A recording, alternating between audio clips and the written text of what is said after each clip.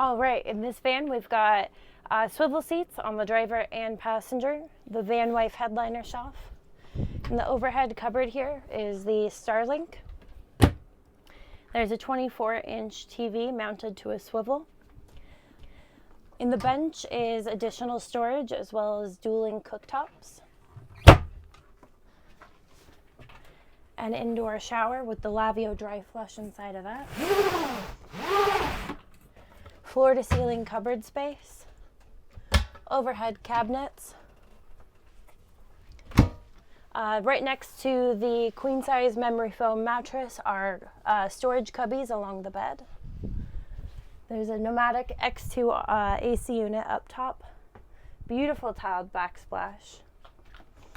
Stainless steel refrigerator. Drawer space. Underneath the sink is the button for the auto valve so that you can drain your at the van.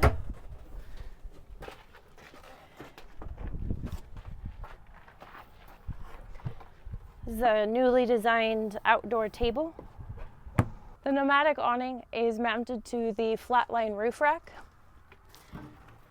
On the back, we've got an Owl Vans cargo box mounted to the Sherpa plate. The La Saguaro tire carrier.